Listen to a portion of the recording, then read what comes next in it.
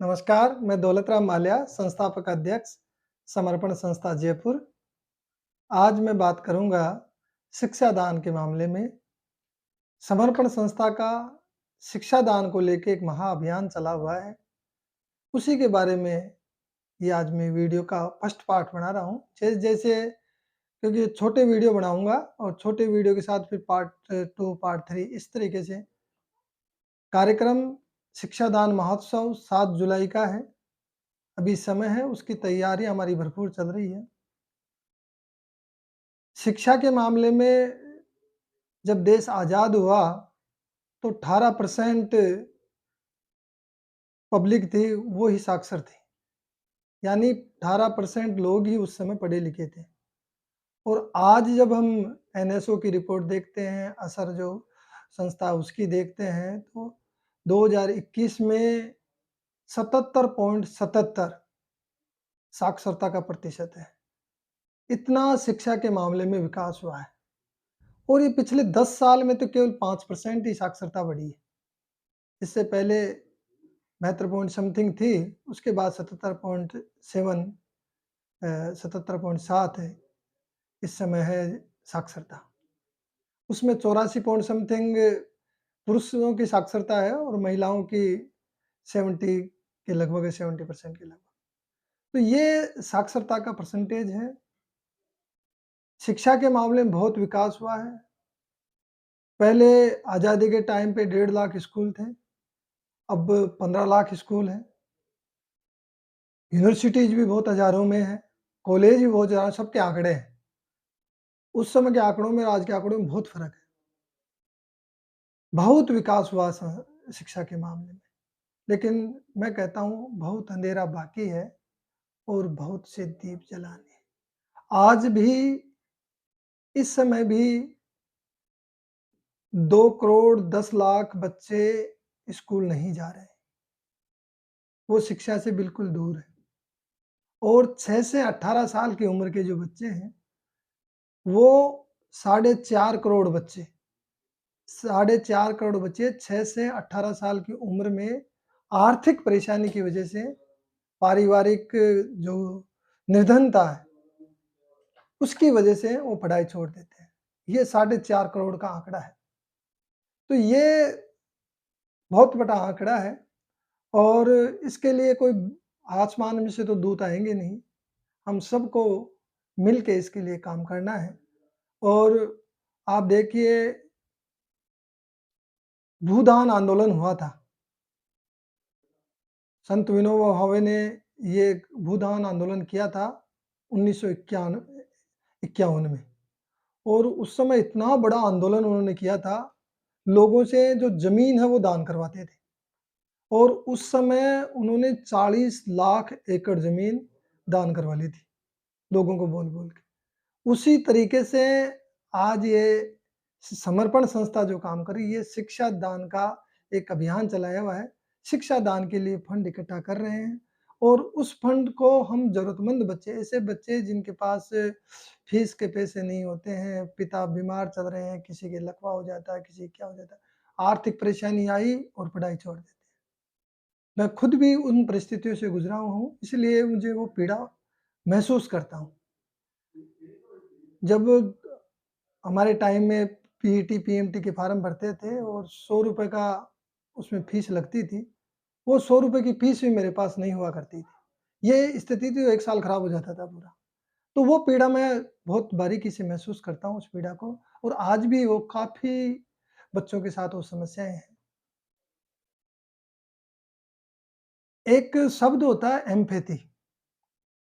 Empathy काफ़ी लोगों को शब्दों के मामले में पता नहीं होगा, लेकिन मैं समझा देता हूँ। एक होता है सिम्पैथी, किसी के प्रति संवेदना व्यक्त करना। सिम्पैथी तो एक तरीके से सिम्पैथी कार्ड बन के रह जाता है। भाई आप किसी को कहो कि हाँ यार बहुत बुरा हुआ, ठीक नहीं है, आंकड़े ठीक नहीं है, सही नहीं। एम्पैथी जो होती है वो उसका हिंदी में मतलब होता है समानुभूति। यानी कि जो पीड़ा सामने वाले के मन में है, उस पीड़ा को आप उसके साथ जुड़ के महसूस करो, वो होती है एम्पैथी। समर्पण संस्था इस एम्पैथी के साथ काम कर रही है।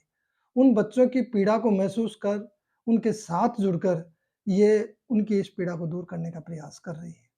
एक छोटा-सा प्रयास है और इस प्रयास में अच्छे लोग, जो इस विचार के लोग हैं, बाकी तो आप जानते हैं कि इस धरती पर जितने लोग हैं और भारत की जो जनसंख्या है, 150 करोड़ के लगभग है।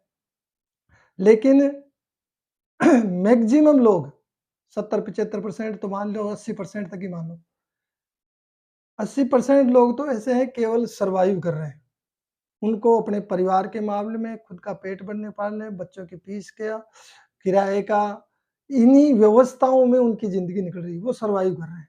वो दूसरों की भलाई के बारे में सोच भी नहीं पाते।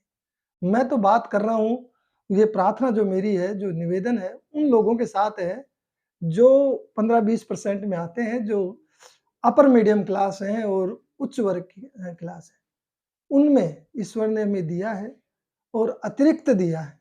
हम अपने बच्चों की अच्छी तरह से पालन-पोषण कर रहे हैं, अच्छी गाड़ी मेंटेन कर रहे हैं, अच्छा घर में रहते हैं, सारी चीज़ें हम अच्छी तरह से मेंटेन, उसके बाद यदि हमारे पास शेष है, तो फिर इकट्ठा नहीं करना चाहिए, फिर उसको परमार्थ में लगाना चाहिए, ये मेरी सोच है।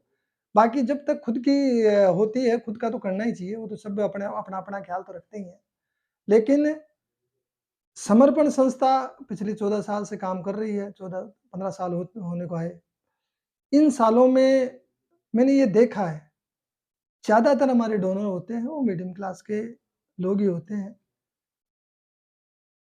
ये इसलिए होता है कि ये जो विचार है, वो विचार जब तक हमारे मन में ये नहीं आता है कि जो मैं कर रहा हूँ और जो मेरे पास है, वो मुझे मिला हुआ है और उस मिले हुए को मैं देश के लिए, राष्ट्र की मजबूती के लिए, दूसरे के जीवन की मजबूती के लिए मैं उसको समर्पित करूँ और और उसमें एक अलग फ़ील आना, एक आनंद आना, उस बा यदि इस तरीके का भाव इंसान का होता है, तो वो एम्पैथी जो होती है, उस एम्पैथी के बाद ही हम कर पाते हैं। जब तक संवेदनाएँ तो हर कोई व्यक्त कर देता है, संवेदनाएँ व्यक्त नहीं करनी। सिम्पैथी के साथ हमें एम्पैथी ज़रूरी है और एम्पैथी में उस पीड़ा को उसके साथ समानुभूति जुड़ के महसूस करना। तो मैं शिक्षा दान के मामले में आप सभी से अपील करना चाहता हूँ कि बहुत सारे हमारे जितने भी पहले समाज सुधारक हुए, समाज सेवी लोग हुए, चाहे बाबा साहब अम्बेडकर की बात कर लें, जिन्होंने वंचित पीड़ित वर्ग के लिए बहुत काम किया। लेकिन बाबा साहब तो अब आने वाले नहीं है ना, अब तो वापस आने, अब तो नए अम्बेडकर खड़े होने हैं। और विनोबा भावे विनोबा भावे ने इतना बड़ा आंदोलन किया भूदान का। वो जब आंध्र प्रदेश गए, आंध्र प्रदेश में जब हरिजनों से बात की, भूमिहीन हरिजनों से, तो उन व्यथित हो उठे। वो समानुभूति, वो एम्पैथी उनके प्रति आई और उन्होंने आंदोलन छेड़ दिया। जिनके पास एक्स्ट्रा ज़मीन थी कि भाई ज़मीन का दान करो, और लोगों ने दान किया। और उसके बाद एक बार जब जोड़ लगा रहे थे आपस में कि आज कितनी ज़मीन दान हुई, तो उसमें जो उनके साथी लोग थे उन्होंने बताया था इतने एकड़, इतने एकड़ ज़मीन दान होगी। फिर उन्होंने विनोबा भावे ने कहा कि ये जो ज़मीन है, ये मिट्टी कहीं हमारे हाथों में ना चिपक जाए। आप देखिए बहुत गहरी बात उन्होंने किस भाव के साथ बोली।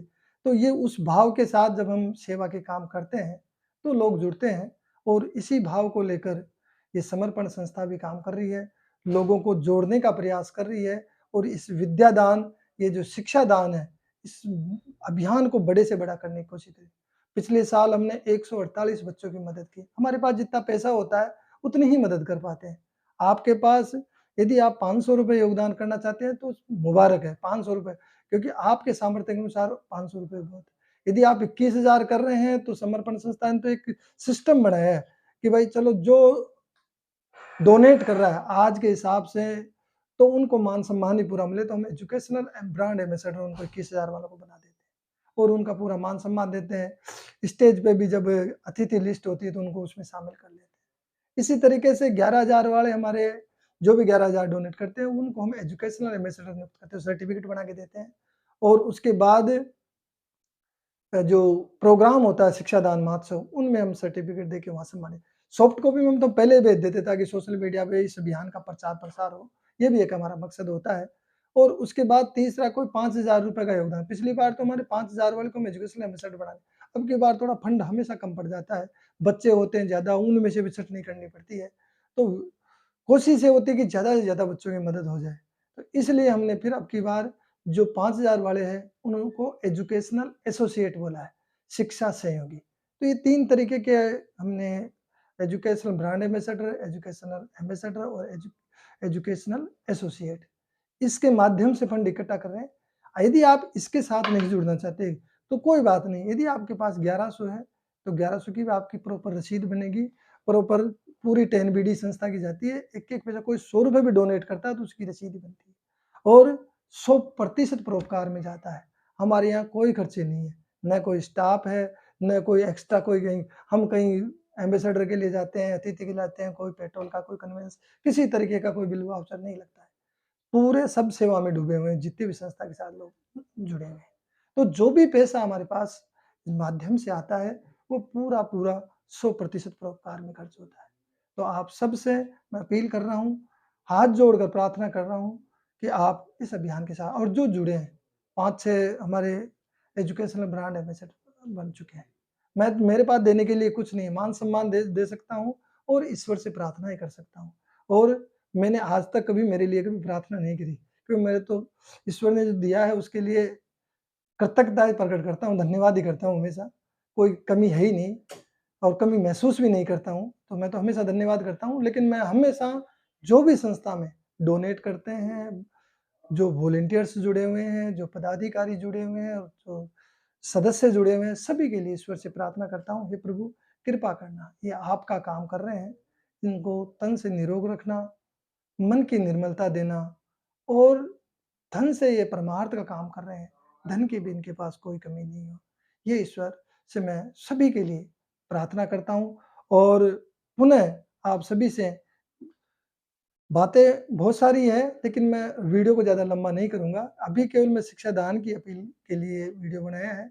और भी काफ़ी सारी बातें हैं, मैं टुकड़ों में इस अभियान को आगे और बताऊँगा और आप सबसे मेरी प्रार्थना है कि बीच-बीच में वीडियो को हम यूट्यूब पे डालते हैं और यूट्यूब का हमारा चैनल है, समर्पण संस्था के नाम से। आप चैनल पे जब वीडियो देखें तो चैनल को खोलें और उसपे सब्सक्राइब बटन है, सब्सक्राइब दबाएँ।